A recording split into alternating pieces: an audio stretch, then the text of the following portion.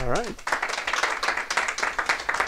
Thank you, Mark. That was very good. And thanks everybody for coming and to hear about the one-page strategic plan. But I'm going to try to direct it towards driving your top line, bottom line results. And there are many things you can drive with this, but that is certainly some of the key things that you may want to drive in any business.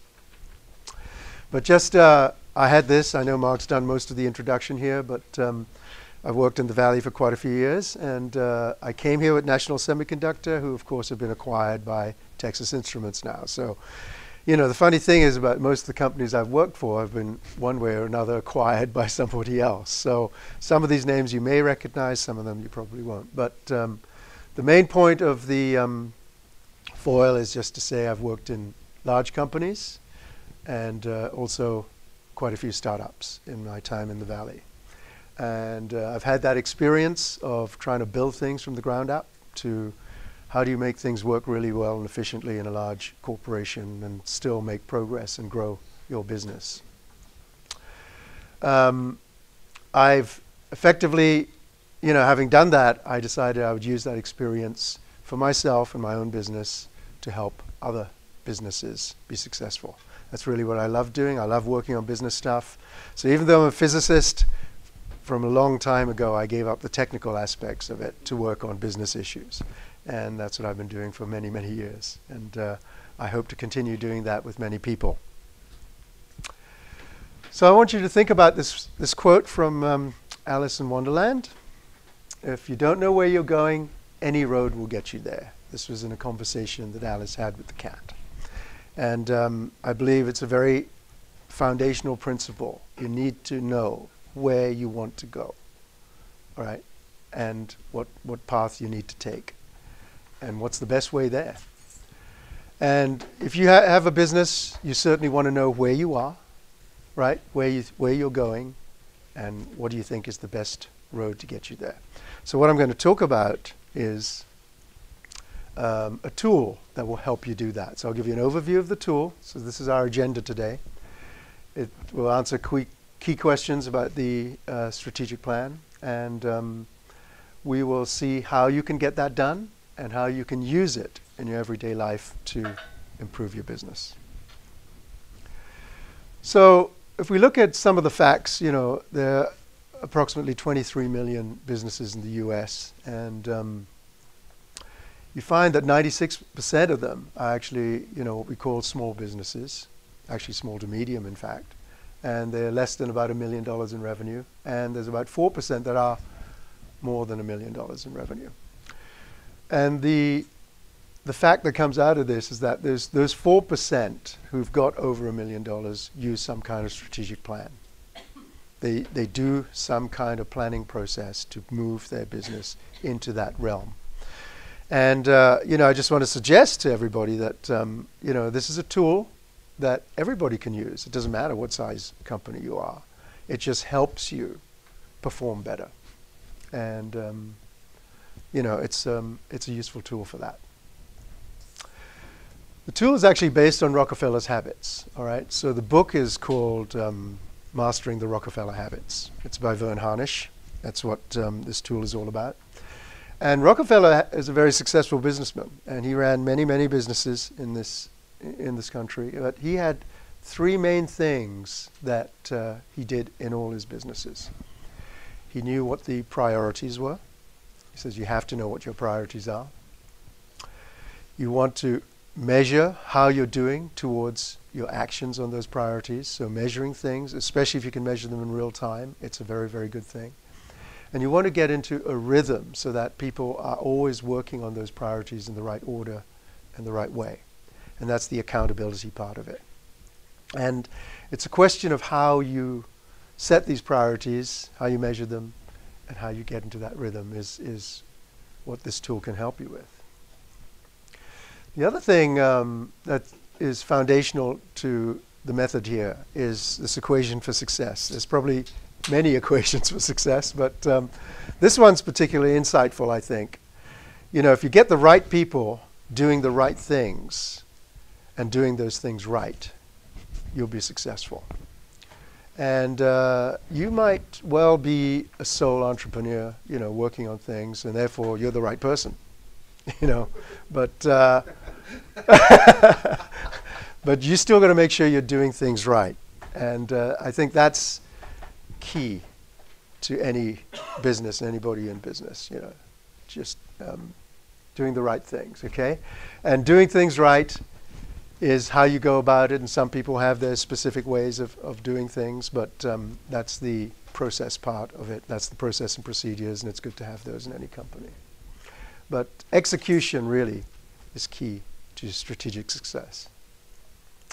So the tool looks like this. It's one-page strategic plan, and it's cool because it is one page, although it's bigger than an A4. It's actually a size that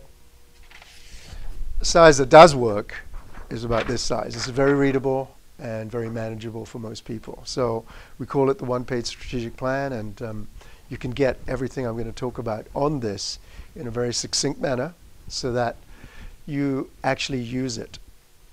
All right, there are many people who develop business plans and stuff like that in businesses, and they might even call it a strategic plan, but they end up as volumes, in a big binder. And usually that binder gets put on some bookshelf somewhere and is never looked at when it's completed. And I think the key thing about this one page is that you can actually blow it up. You can blow this thing up into a big poster. You can put it on the wall, and everybody can have a look at it and use it. And that's really what it's intended for. It's intended to remind everybody what you're trying to do, where you're going, and how you're going to get there, and who's doing what. So that's really what it looks like. It's a framework. Everybody can understand it, and it just helps with keeping people focused on the right things. So this is a model to think about this particular one-page plan. All right, so it's based on a very strong pyramid or triangle. All right, and on the base, if you're going to build anything, it says you should understand what your core values are. All right, then perhaps the purpose of why you're in business, what your targets are for that business, what particular goals you're going to go set yourself. Right? What actions you're going to take towards those goals, what time frame you're going to use, and who's going to do what. So those are the things where if you turn this clockwise, that's the right way, the strategic plan goes from the long-term stuff on the left, which is the core values and your purpose, to the accountability stuff on the right. So that's really how the plan is devised. Okay? So there's a lot of things on the left-hand side of the plan that remain true forever. Actually, we're in this business because this business is going to be the way it is.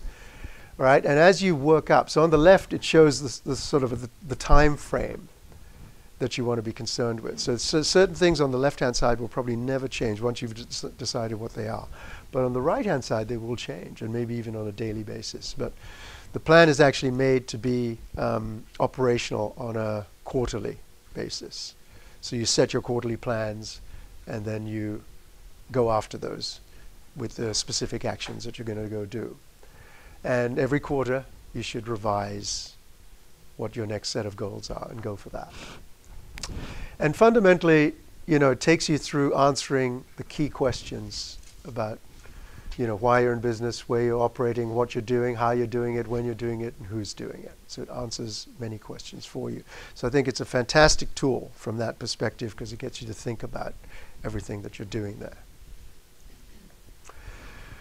So on the left-hand, top left-hand, I've got a little icon of this thing, and I've just circled the areas that we might be working on at any particular time. So one thing is way at the top. What Vern did, he said we should all have a SWOT, strengths, weaknesses, threats, and opportunities. And every business needs to think about their SWOT, and they should do this, whether they do a strategic plan or not. They should have a very good idea of what that is. So this is, fundamentally starts getting you doing some of the right things that you need to do. So it's useful even from that perspective. Because when you have certain strengths, you want to use those strengths to your advantage in the business that you're in, and you certainly want to find ways to shore up the weaknesses that you have. But you always want to keep an eye on the competition to see what the hell they're doing. And in this day and age, businesses change fast, and new businesses come along, and they just wipe out old businesses. And it's kind of apparent, even from the companies I've worked at, even though they were great companies, and some of them were multi-billion-dollar companies, they've disappeared, and things can change no matter how big you are. So it's best to keep your eye out there as to what's happening. So way on the left of this chart, you're going to define who you are. And this is difficult for many people and many businesses, actually, to think about their core values. But, fundamentally, you want to spend some time thinking about what those are and what kind of company and culture you're running. Because at the end of the day, it's that culture that either is going to last or not last as an operational entity. So it doesn't have to be very specific or very extensive, but between 5 and 8 statements is what people come out with in terms of core values. And it's kind of this is the 10 commandments of our business, or it's what we fundamentally believe in. And recently there's been all kinds of things in the news that have happened, like the NFL, they're struggling with this issue of some of the players have, beaten up their wives or smacked their kids, and, how do you deal with that kind of situation? Is that something you're going to tolerate or not tolerate? And that all comes down to your core values, what you believe in, and, it's a very emotional, contentious issue. And that's why you want to be clear about what kind of company you're running. So it's good to think about this aspect of how you go about making decisions and how you go about setting policies within the company. So one example of core values is this Big B coffee company. Anybody heard of Big B? Probably not. But anyway, they certainly came up with some things that they wanted to do. So key in here, they certainly have top-line driven organization, which is kind of the topic of the talk. So certainly you can set that as one of your goals that you're going to go after. We are going to watch that top line, and we're going to go and grow it as much as possible. And I'll show you how that gets integrated into this whole plan, basically. But they certainly want to use systems to simplify processes. They want people with entrepreneurial attributes to work in the company. They want people to be, brave and go and do things that they feel is right. Be sustainable because they want to be profitable as well. So that's the bottom line. They're not just grow the top line at any cost. They want to be maintain profitability and be able to afford the things that they do. And they certainly want to be engaged in the community and dedication to dependability. And I've shown you this because, they spent some time, once they figured out what some of their core values was, and they said, okay, we're steamed. All right, this is cool. So you can see they put some effort into it. They've thought about it. They've picked a word that they can all identify with, and, it represents who they are.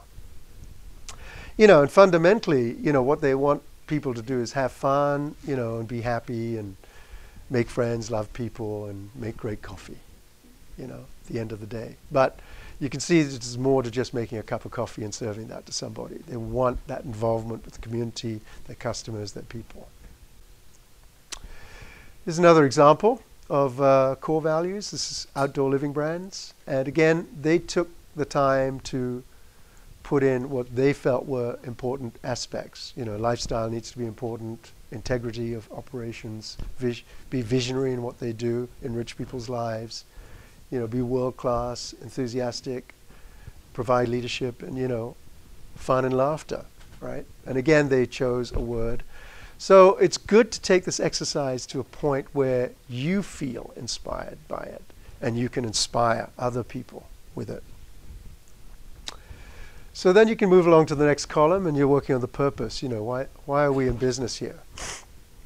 And you end up, asking yourself some questions. Why is this company doing what it's doing? And there are many people who profess that you need to understand your why. And there's a great video by a guy called Sinek.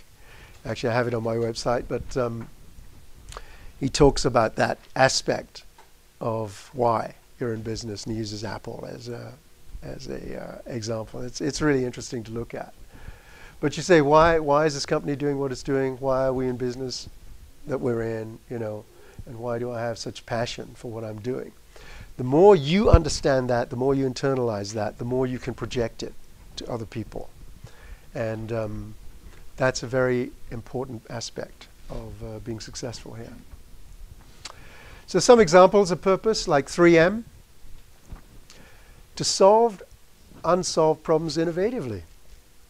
All right? I mean, that's what they set themselves up for. I think 3M was Minnesota Mining something, right? But, they're a great company, lasted many years, and they continue to push that, looking for unsolved problems, And they were the people who invented the sticky note that we all use.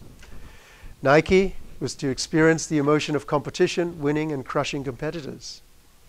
Right? They're a very, very competitive company. And there's a small gardening company here. They wanted to ignite the eternal connection between people and nature. All right? So they want to somehow create a good emotional feeling so that people feel comfortable in their environment outside. At the bottom of that purpose is also the big, hairy, audacious goal. Now, how many people have a big, hairy, audacious goal? Hey, fantastic. You see? You gotta think beyond these, just the everyday, daily routine, and think, okay, in this business, what is it? What's the legacy I want to leave? So you want to think about, at the end of the day, what would I like to see written on my tombstone, for example? That's a great way to think about this kind of thing. But this is a goal that goes, maybe 10 or 25 years out, and it should be a goal that inspires people and gets their emotions running high, basically. And that's really how you want to think about this business. So you can describe it to other people. So when you try to hire people into your organization, they can be inspired by it, and they can grab that inspiration and follow along with it. And that's how you create great leadership, by getting people who believe in what you're trying to do, and they help you get there. So it's not necessarily a mission statement or anything, but it is definitely, a vision of where you want to go. And I think one of the useful things about this piece of paper is that you are building this vision of what your company looks like, and maybe even how it ends its life, how it would look like. But the underlying thing, it should be a clear, compelling, easy to grasp vision of what you're trying to do. Hey, Bigby's BHAG will be the largest franchise chain, coffee franchise chain in the US, right? Now, we all stand here and think, hey, Starbucks is already there, but Big B's coming along, so Starbucks better watch out. That's what I think. Anyway, crush Adidas. That's what Nike said. I think they did that. All right? They certainly, I think, are the biggest shoe company going. And Walmart's and they did this in the 90s, they wanted to become a $125 billion company by the year 2000. So they were definitely top-line driven. All right, they set a goal for it. That was their BHAG, actually. They said 125 billion. And they made it before the year 2000. So I don't know what their present BHAG is, but sometimes these dreams that you have, they're really achievable. And that's where you have to have that belief. That's what you want to believe. These are possible to achieve. Also on this plan, you can work on your brand promise. So you start to work on things that are very deliverable for you. Okay, what is it I'm delivering to my customer, and what's the promise? How are they going to feel when I've delivered that? And I think we've seen some examples of it in the previous foils, but here you're going to ask yourself what really matters to my customers. What is it I'm going to deliver to them? How are we different, to everybody else, and how are we going to deliver that better than anybody else? Because if you figure those things out, you're going to be the best at what you do. So it's good to think about that brand promise too. So Bigby's brand promise was value every customer's time. So they want to be efficient in terms of serving that customer what he wants. So the customers leave in a better mood than when they arrived. So in other words, you didn't leave them waiting around too long or gave them the wrong order, stuff like that, right? That might upset them. Each customer is recognized as an individual and consistently produce a high quality product. So certainly, for a coffee making company, they would certainly want to deliver very tasty hot coffee, I guess, and and have it personalized for each person that comes in. And that's their whole operation is basically trying to achieve that for everybody who walks in the door. Another thing that you can do on this is have your elevator pitch on there so that everybody knows what's the current and most relevant elevator pitch for the company. And, people struggle with this all the time, and you should, from time to time, review your elevator pitch anyway and see if it's relevant for what you're doing and if it's being most impactful in terms of the audience you're addressing. But certainly you want to answer, who you are and what you're doing and the benefit of what you're delivering as well as why you do it. But it's a short, concise piece, and you want to make it as compelling as possible. So you get to work on that as well. Now you come to setting some of your targets. So as I said, this form moves from left to right. You go from longer term stuff to shorter term stuff. And these targets can be anywhere from 3 to 5 years that you want to look at. And certainly one of the key things that you want to define here is some of the financials. So as I say, the talk is based on how to drive top line and bottom line. So I would suggest you look at, what kind of revenues and profitability you want to have in that time frame. But when you look at that, you should also look at operationally how you can deliver that or meet that, and from a marketing and sales standpoint, where you're going to go for that kind of revenue, and whether that market can bear the prices you want to charge that will support the profitability you want. So it gets you thinking about, where you're going to be the best, what your sandbox is like, where you want to be a leader. You want to be a leader in some segment. In any business that you're in, if you're a leader in some segment, you do something the way nobody else really does it, then you're going to be a leader in that segment. It doesn't have to be a very big segment, just so long as it's big enough for you. So you do want to understand who else is out there, what the market share might be like, so that you can determine if you're a leader or not. So if you don't measure it or you can't measure it, you'll never know.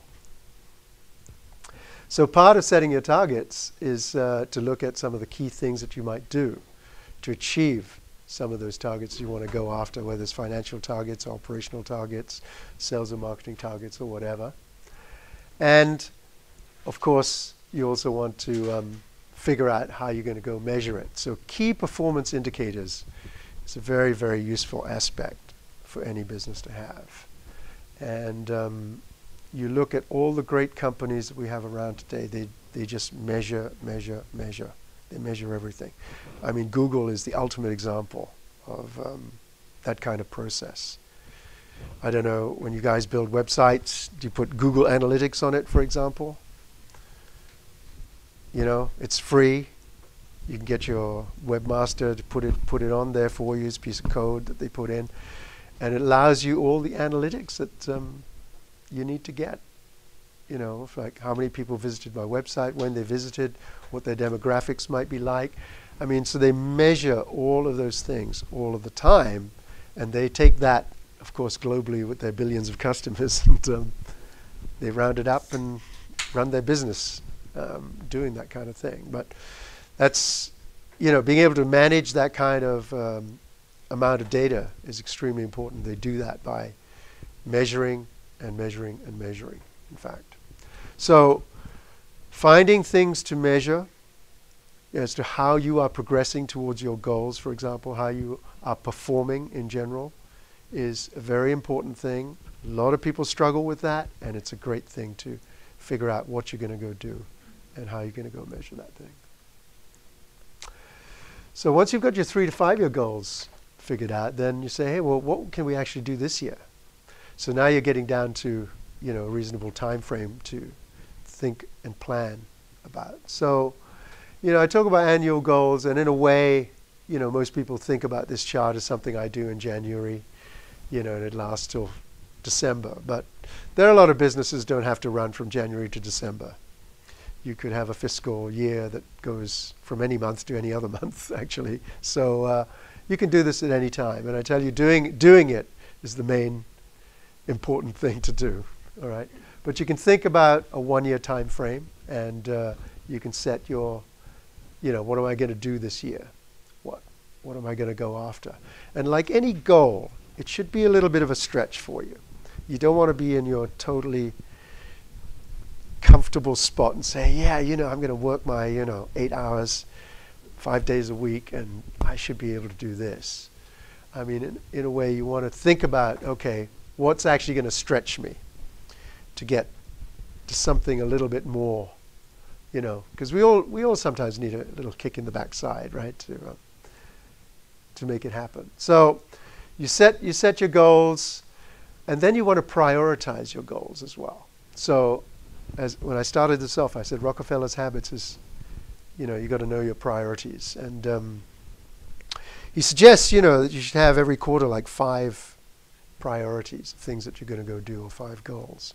But one of them should be like the most important thing. If nothing else got done, if that one thing got done, it's still very, very good for your business. And you ought to know what that one priority is, and make sure everybody else who's helping you and working with you knows about it too. And of course, like any goal, you should be able to measure it. Then you take action on it. Okay, so how do you do that in this form? And it's a question of writing down who's going to do what. So you write down specific things that are going to get done, and in what time frame they're going to get done, even who's going to do them, actually. So, I've got this little icon here, and I don't know if anybody has recognized what it might be, but it's a cylinder with some sand and pebbles and rocks in it. Okay? And this is a representation of what's important in our lives, really. The rocks are like really, really important things. Okay? They are key things that you want to get done. The pebbles are less important things, but things that we all like to do or want to do. And the sand is the millions of things that we all have to do just because we're alive and we do it. All right? So our lives actually are full of these things. What takes our time? What do we like to spend our time on? All right? But if you aren't clear about the rocks, then you'll probably do what's on the left-hand side. You work on the things that are really fun, that you like to do, like you go drinking, a cup of coffee with your friends, you go to lunch, you say, okay, I'll play with Facebook for a while, I'll do Twitter. I hope your Twitter's going really well, Jill. You'll do all that kind of thing. You forget to do the really important thing. Okay, so what happens is you fill your day up with doing the fun things, some things that are fairly important, but then you just don't have enough time to do the really important things that you needed to do. So, if you could represent that as one day. All right, so in that first day, you missed 3 important things that you should have done, but you didn't get it done. But this particular principle, and it's a great demonstration, I should really have a cylinder with sand and rocks and pebbles, but it is possible to fit all of that into that same day. Because remember, in one day, we all have exactly the same the same amount of time. Each of us, you know, we all have 24 hours. And how we use those 24 hours is entirely up to us. And if you fill that up by first doing the important things, you know, there are many people who are motivational people who say, hey, get up in the morning and do the most important thing that you need to do, right? I think the one famous book is Eat the Frog. Get up in the morning and eat the frog, all right? If you do that really important thing, which might be a little disgusting to most of us, but if you do it, then you've set yourself up for the rest of the day, because you've done your rocks, you've filled your day with the rocks, and you can start to fill in all the crevices with all the other things that you might have to do. All right, so you should do the rocks, then you do the next important stuff, which is usually the pebbles, and then you can fill it up with the sand. And it's a great physical demonstration because you will manage to put all that stuff into that same bucket, as it were. All right, so it's kind of interesting, but I thought that is one of the most educational things that I've come across. And if you ever see people on a video of that, it's just fun to look at, you know. But that's how you remain accountable, by making sure you understand every day, what are my priorities, and make sure you get those things done, okay? And if you move that measuring stick along, everybody else will know you've done it as well. So one other thing this thing encourages you to do is to have a theme. Okay, so once you've got your quarterly goals all set up and say, okay, this is what we're going to go do this quarter, this is who's going to do it, this is what we're going to go after here, is how can you make it fun for people, all right, so they're a lot more engaged. And we use a scoreboard because scoreboards are just interesting ways of representing a lot of data. And you know, I know if you go to like a baseball game, which is a great way to use your time, by the way, go to a baseball game. I mean, if you arrive late, for example, you can very quickly figure out who's leading or who isn't, or if there's no score, by looking at the scoreboard, right? So no matter what time you arrive, you look at the scoreboard, you know pretty much what's going on. Why? Because it's telling you what's going on. And every business should have this. You need something that when you walk in the door, you look at it and you say, okay, business is good, or business is not so good. I better do something about this, right? So if you're the losing team, you say, oh, I better start scoring some runs here, right? So you're kind of motivated to go do it. So you need something to represent. So it's fun to think about that, figure out, okay, how do I create the scoreboard for my business? And you know, a lot of people think it's complicated to do, and it doesn't have to be. And sometimes some people have picked the weirdest things to get a good feeling, you know, about where business is. So one example I'll give you is I was in the semiconductor industry for a while, and it's a big business. You know, it's well in excess of $200 billion. And you know, one thing everybody looks at in that business is called the book-to-bill ratio. All right? So there's an organization that has a way of collating all the bookings all the companies in the semiconductor world have made and how much they've all billed.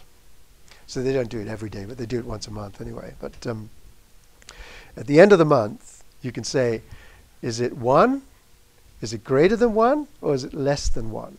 And funnily enough, that ratio, even though it's just an odd two numbers, you know, how much bookings have you made and how much billings have you made, that ratio is a great indicator for whether business is growing or not. Because if it's less than 1, business is going in the wrong direction. And if it's greater than 1, business is going in the right direction. Just that one little number. So you just knew, you know, if this month, hey, it was 1.1. It's like you already felt, boy, it's like grown 10%. It's like things are on the up and up, you know. It's a great, I mean, so it doesn't have to be complicated. It can be a strange set of ratios, and usually these things are ratios that you look at. But you want to figure out for your business, you know, that if you did manage to take some time off, you know, and you took a nice trip to Hawaii somewhere, you know, if you called home, what would be the one thing you'd want to know that would tell you things are fine back home without having a long conversation with, 4 or 5 other people. I don't know. You could ask for, hey, what's this number? What's that KPI? Right? So you have a good feeling for it. And that is a great place to get to for your business, to have, a number or a set of numbers at least to know. I mean, sometimes it's simple as what's the revenue, right? I mean, it's a good number for a lot of people. So it's good to have that. It's good to have a theme, to say, hey, for the theme this month, we want to drive things in a way and have some kind of exciting thing.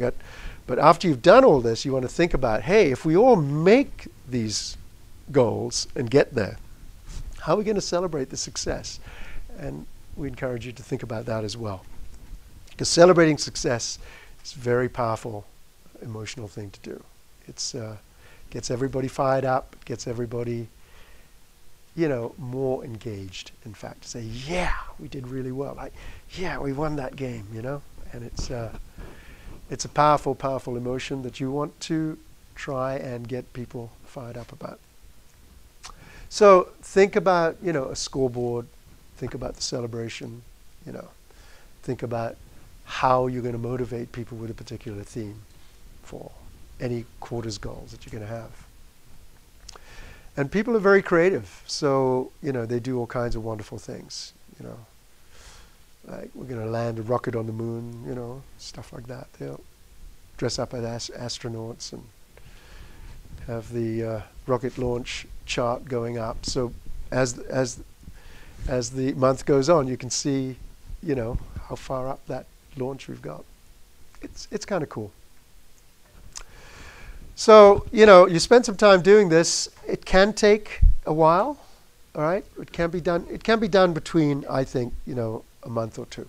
Within a month or two, you can certainly work on this. If you didn't, I mean, you can sit down and work on it really hard for a week and probably get it done, but usually in the course of developing something like this, you might spend a little time on it. But you'll get your plan laid out, get it all filled in, then you kind of go for it.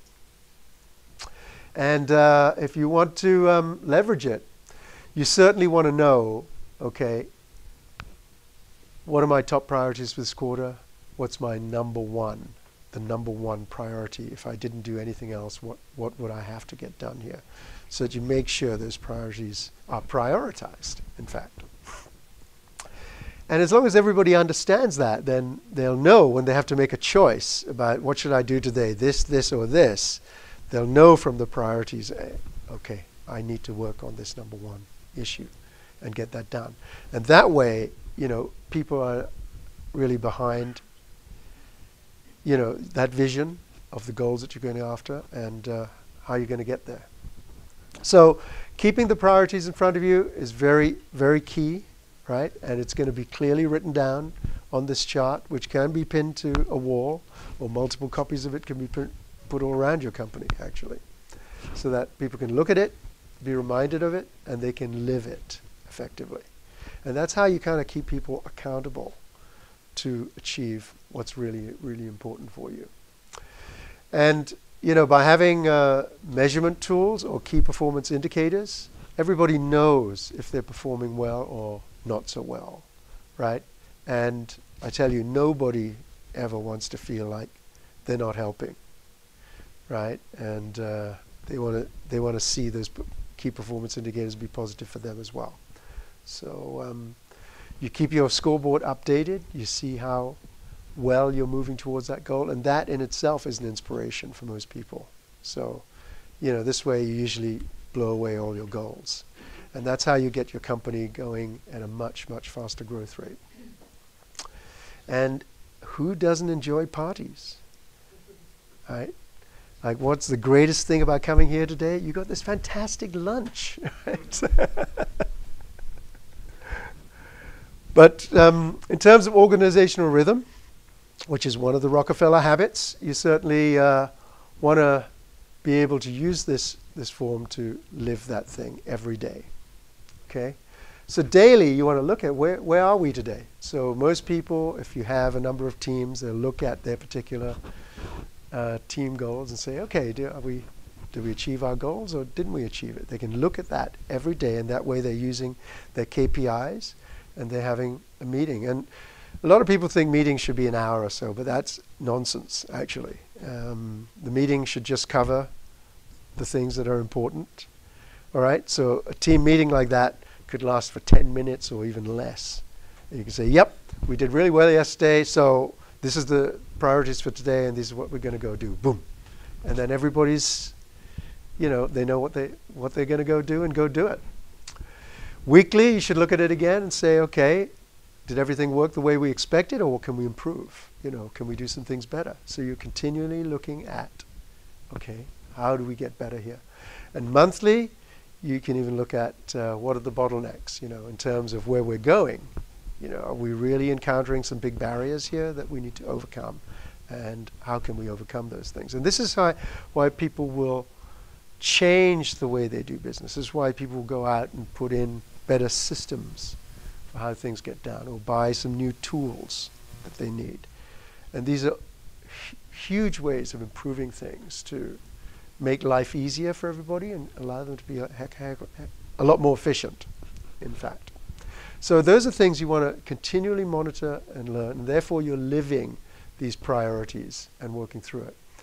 And of course, quarterly, you'll look to see, hey, did we achieve those things? Yes, we did. Let's celebrate. Now, what are we going to do next? And get everybody on board with those next set of goals, and then move on. And as I said, this chart is supposed to be a living chart. And every quarter, you would put on some new goals and who's going to do what and how you're going to go about doing it. And then you charge in to make it happen again. So keeping that rhythm is only a question of doing these things on a regular basis. Okay? So you're all talking about the same priorities for the month, how we're doing towards that, and how you're making advances or solving problems to achieve it.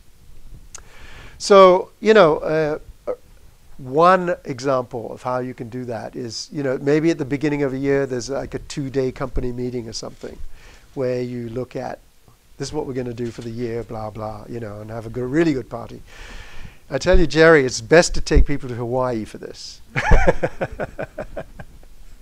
And they have a nice place in Hawaii to figure that out. But, you know, you live that from quarter to quarter. And quarterly, you should at least look at it and maybe have a 1-day meeting, you know, where everybody's involved and everybody recognizes how you've done things. But, you know, weekly, there should be some people. Not everybody has to get together for those other meetings, but, you know, weekly, people should be looking at it, and daily, teams should be monitoring how they're doing on their KPIs, and that's the way to get people really involved and engaged, you know, and produce that rhythm that you're looking for. Yeah. So, in conclusion, you know, I think there's most people who run companies call themselves entrepreneurs, but, you know, they're leaders, really. They've got a vision of what they want to do. And I think this particular form, or one-page strategic plan, allows you to encapsulate that vision that everybody can understand. Okay? So you can explain to people and get people engaged with you in what that vision might be. And having written something down is a very, very powerful and enabling thing anyway, okay? I think Harvard did that great study that I'm sure a lot of you have heard about. You know, they took a class of, I don't know, a bunch of students, and said, who's got some goals here? You know, so a bunch of people put their hands up, you know, and said, who's written them down? And actually in that particular class, there were only 3 people who had written it down, what goals they were after. And it ended up, when they came back and looked at those people's lives some years later, about 10 years later or something, the 3 people who had written down their goals, all right, had accumulated more money between them than the entire rest of the class had done. And these are all highly educated people who go into business of some kind, right? But certainly, it is an empowering thing to write it down. So if you have a goal and you just take the time to just write it down, it's a good thing to do. So this encourages you to do that because you're going to write it down. All right? And I think that's a good thing to do. Then other people can read it, so it's published. The priorities are clear. All right? And that's one of the Rockefeller habits, remember? It's priorities. You have clear accountability, so you can measure them with those key performance indicators, and you can measure progress as you go along. And just by going through this process, you're going to achieve those goals. You're going to drive that top line or that bottom line to wherever you want it to be, you know, and be very successful. So it's certainly one of the ways of working on your business, which is highly encouraged. And you know, so don't just go to work every day and just say, I got to do some stuff today. You want to go to work and say, okay, what's really important for me today? And make sure you just work on that. Any good questions? Or that's my deal. Anybody have any questions? Go ahead. Can you go back to the slide? I think it was around 26 or so that had the slide of the actual plan. Yeah. So, so two questions. One is, can you just kind of, I can't read that. So, yeah, I know. Okay. And so that's one question, is maybe just point out what some of the things are. The second question that's related is, I'm kind of struggling with how you would actually fit the information that you need in this. So for example, I see the elevator pitch. Right. How do you fit your elevator pitch in that little box? Yeah, I should have brought you a completed one, but as I say, it ends up, you know, the page needs to be about this size, but you can get hundreds of words in here, in this elevator pitch. But you know, but this is how you can fill stuff in. So that's really, you know, I mean, I tell you, there's more than enough space. There's more than enough space on this thing to fit what you want. Do you have do you have a link where we can download a copy that we can see, and perhaps maybe a sample one for some sample? Yep. Okay, great. I mean, actually, the Verne Harnish site itself has many examples. He has actually taken the time to change some of these columns for different industries and different purposes. And you know, I just use this one because it works well for me and some of my clients. So, you know, and I usually have some past financials in this area with some goals for this present year in here.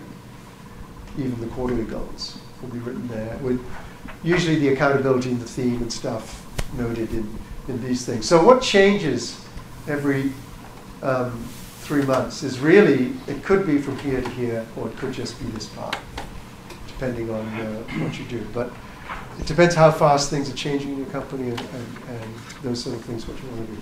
But once you've done this bit, it's usually going to be constant for quite a while, unless you go and have a new product, and you're going for a different market or something, and then of course your elevator pitch and stuff like that should change. You know, maybe your brand promises change. You know, so you'll rethink some of those things. But I can tell you, even companies like GE, you know, I mean, they said, you know, when yeah, I mean, but you know, I've forgotten the name of the guy who ran that. I don't know if I've got a brain. Jack Welch. Yeah, Jack Welch. He said in all the years he ran GE, he had exactly the same priorities. In all those years, you know, nothing changed. Actually, he just ran it that way. You know, so it's some things can last a long time. You know, just a key idea of what you're going to need to do. But you know, on a daily, weekly, monthly basis, you know, there are some things that are going to change, and how you go about doing them is going to change. But to be aware of that is a good thing. So when you meet with companies, you help them set this up. One of the things I do is I help them, complete it. Okay, and then do they hire you to come back? That's what I always hope.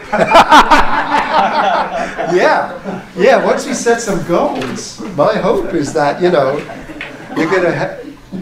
I'm going to be the guy who comes in and says, okay, let's look at these KPIs and see how we're really doing. Because even though I say to people it's good to do it, guess what? So I imagine, yeah, I mean, it would be easy for a company to get this set up, they spend a workshop with you, and then they fill it out. Yeah. Maybe they spend a few weeks thinking about the core values, and they get it all done. And then it just, like you said, it doesn't show up. No. I insist they make a big copy of it and put it on the wall, at least. Yeah. And so then, if they really want to make sure they're successful, they would hire you to hold them accountable to make sure they do that. Accountability is, the thing, yeah. Please, no, go ahead. I have a question on the top section. You mentioned that was the SWOT. Yes. Strengths, weaknesses, but Right. you have 5 boxes up there. So what is yeah. that? Trends. Yeah, that was the, Oh, that last one is trends. Okay, thank you. Okay. That's amazing. By the way, that you read that. I just saw the.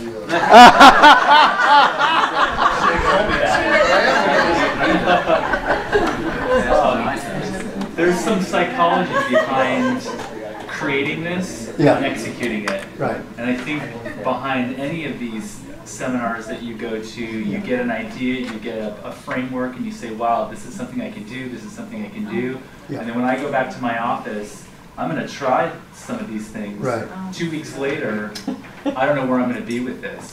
So here's what my question is, how do you, without giving away your secret, how do you, or what would you suggest people to do to stay on track with this? And a couple things, not even just motivated by the top line, but how do you stay on track with this rhythm? What are some things that you can do? You know, when people ask me, you know, what's the value I bring to anybody I work with, it's just keeping them accountable to doing the right things, right? So, you know, if I go in and have a meeting with them, it's to say, okay, did you do what you said you were going to go do on this XYZ? Sometimes they'll say yes, sometimes they'll say no, right? If they say no, well, then I have to say, well, why didn't you do that? All right, and you have to find out, because everybody's different and they have things that come up, and, you know. So is it really an excuse, or is it something they're avoiding? You know, you have to distinguish between those two things, because we're all people with likes and dislikes, and there are some things that we will avoid. So, you know, we all have things we procrastinate at, and there's a reason for that, because we don't like to do it. It's simply that. So you have to find a way of getting past that barrier. All right, if you don't like to do it, then why not get somebody else to do it? All right, and that's a business decision you have to make. All right, you say, okay, you know, is it important to get done? If it's important to get done, then it better get done. How is it going to get done? Right? And sometimes you might have to say, okay, I'm going to have to pay somebody else to do this. Right? So it's like, that's where you say, what are my strengths? What am I good at? What do I bring to this? All right? And that one decision might say, oh, God, now I've got to go get some more business so I can pay this person to do that thing I don't like to do. Well, guess what? That's what you have to do. Right. But then at least you recognize it and you make that move. But that is an important move to make, because where's your business going to be if you don't do this thing that's important? Yeah. So you can be stuck. I mean, as you say, you can go to these seminars. I go to seminars too. You know, I listen to that and I think, that's a really great idea. But I've realized, you know, if you don't actually put that into action and do something with it straight away, you lose it, actually. You do lose it. So, you know, if you take the time to do something like this, I mean, one way I get people motivated is ask them to pay me. Right? I mean, that alone, if you pay me to help you, and hey, maybe we'll even get it done. That's the first thing. Right? The second part of it is, now that you've got it, why don't we, you know, make it work for us? And it's a question of, you know, keeping people on track for that. Yeah. It's so, as I say, we all need a little motivation. I mean, if you look at all the greatest athletes and performers in the world, you know, they all have coaches. They all have coaches. There is no exception to that. So why don't people in business who want to be high performing or really well-run organization have coaches. It's just a mindset, right? You either think of this as an expense or you think of it as an investment. And if you invest in yourself, you could be at a much higher performing level than if you didn't make that investment. I mean, that's really what it amounts to. And so, yeah, I mean, some people are extremely motivated, very bright, and they can do all this stuff. You can do it yourself. It's not rocket science, right? But it's a question of getting around to it. There are some aspects of it that, yeah. This isn't physics? This isn't physics, yeah. I wish it was physics. It would be a lot easier. This is much harder. And one thing that you only barely touched on is the fact that you had asked about, well, how are you going to fit this in there? Being able to succinctly define each one of those things in as few words as possible is incredibly challenging, but it's a very valuable exercise because what it does is it forces you to really think about it. What is it you really are trying to do or say? Or yeah, you end up only having to write down, the really high level, really important stuff. And you do spend time thinking about how should I say that? What should I put here? That exercise alone is extremely empowering. It is, just to go through that. As opposed to you write reams and reams of stuff, and you lose sight of what was the important aspect of this thing. Even though you believe you've probably described it in some great way, Yeah, a little bit more on, you were talking about the sandbox and where can you be the leader, and how do you know if you're in the right sandbox? Like, how do you determine that? If you're going to different groups or places where the products and services is something they want, how do you measure that or figure that out? I mean, one easy way is to try to determine market share. So I say it's easy, but it's not necessarily that easy. But you look at who are the players in this area, what are they delivering, and you say, well, am I getting the right share of this business? And you can dissect things down more and more and more. I mean, all marketing people do that from time to time. So, being able to break it down to a smaller and smaller niche, you'll find then where this is my niche. This is where I do things better than other people. I mean, I think that's where, and it isn't something that you just think about and get there, but you do have to work at it quite a bit to find where you truly make a difference, and you know how to do something better than anybody else knows how to do it, no matter what it is. Yeah. Bill, would you agree that part of that is making sure that what you're doing is something you really love, and if it's not, keep looking. That's extremely helpful if you love what you're doing. Yeah. Another question: do you get much into the time management aspect of making all this work with your clients? Yeah. All the time. Yeah. Time management is, we all have problems with it. Yeah, I mean, we do. Yeah, so it's always something you keep reminding people of. How did you use your time today? Did you do that thing that was important to do? I mean, you just have to be on top of it, really. I mean, I always encourage people, read books like Eat the Frog, right? So what that implies is that when you get up in the morning, you know what the hell the frog is, right? Most of us get up in the morning, we have no idea what the frog is today. Therefore, you should prepare for that the night before. Say, okay, what have I got to do tomorrow? You should think about that, right? And then you sleep on it. And a lot of people say, just by sleeping on it, you've probably solved most of the problems because you're nice and rested now. And those things that were important yesterday, they've somehow, you've reduced the effort and labor that you have to put into it to get them done. Right? You know what's important and you know how to do it. But that's how you should. And some of the best performers in the world are people who just take a few minutes at the beginning of the day, say, oh, look at all these things I've got to do today. How am I going to go about it? Right? And they make a decision, and then they go ahead and do that. And it's usually, I'll do the most important thing first, you know, and get it done. Or this important thing I've got to do is going to take me 3 hours, right? I'm going to do that 3 hours at this time of this day, and then I'll do these other things in between. And they'll make decisions like that. As opposed to, okay, I'm going to start working on this 3-hour project, and you get 52 interruptions, you know, which screws everything up. Right? So, you know, so you have to be disciplined, and you have to be, you know, yeah, you just have to be disciplined and say, okay, this is how I'm going to go do it. And you even get down to the point of planning your day and get it done that way. Yeah, I think the effectiveness of what you're presenting here is based upon its simplicity. It has to be simple. So with that said, you come out of the semiconductor industry. Yep.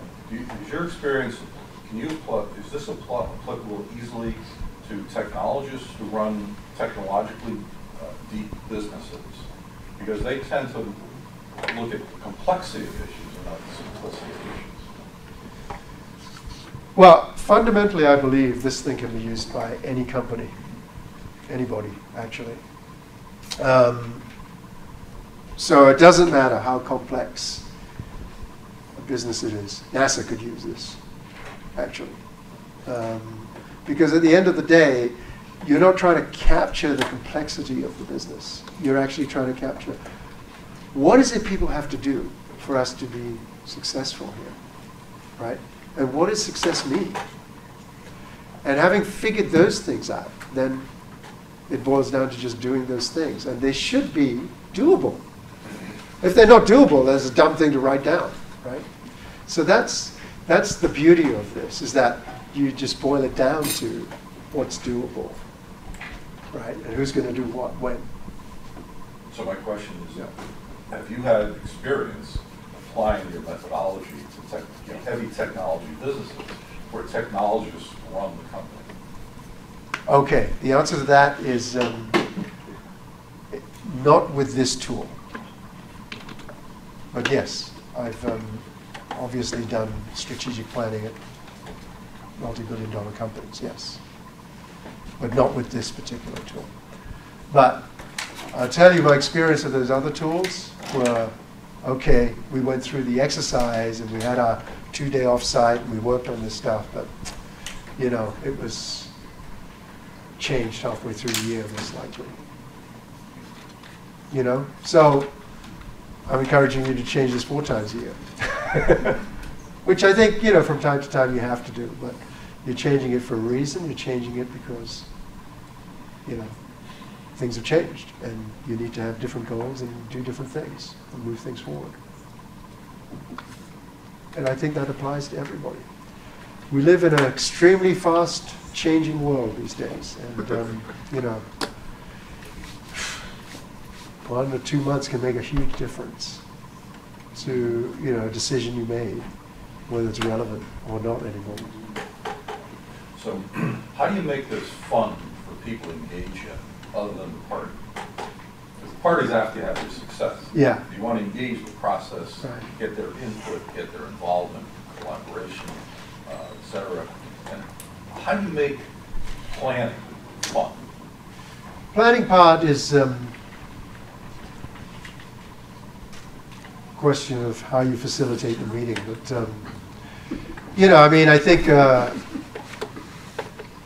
plan isn't necessarily the funnest part of things, all right? But when people see, okay, this is what I have to do, and they feel that they can do it, that's fun.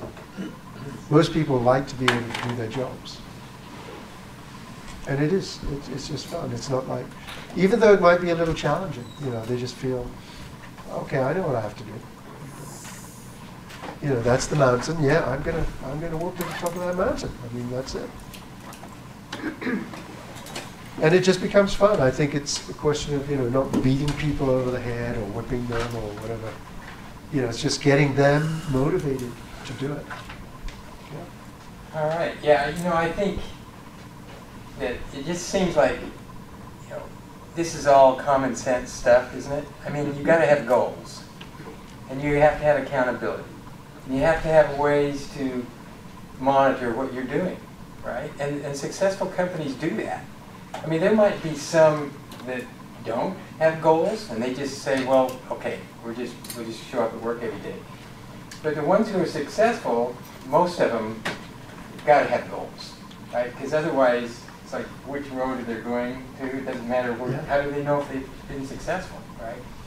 And so even what I've seen, we work with a lot of technology companies, and the ones that are doing something like this are going to be much more successful. You know, they kind of understand. They've got their core values. They know where they're going, and they're just not floundering. And so there's different ways to do this, but you know, if you really want to be successful, your chances are going to be much higher. You know, if you have some framework for doing this. That's been my experience. There's just some kind of framework, some kind of goals to do it. I mean, goals are just a basic principle that makes sense.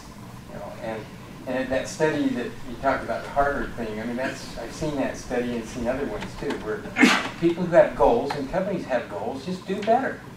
So just think about that. You know, how are you going to implement those goals? You know, because you're going to have a lot greater chance of succeeding if you do that. It's kind of like having a business plan. Have there been companies in this valley that have succeeded without a formal business plan? Well, yeah. Sure, there have been. But if you talk to any investor or VC or anything, they want to see, or a bank, they want to see a business plan. Because they know that there's a greater chance of success if there's a plan in place and if somebody's working this plan, right? So anyway, we appreciate Bill for doing this, and encourage you to fill out the evaluation. That's helpful for us. And if you have any other ideas or topics that you'd like us to consider, you know, in our emerging business group seminars, we appreciate your ideas at the bottom of the sheet there. But let's give Bill a thanks. Thank you.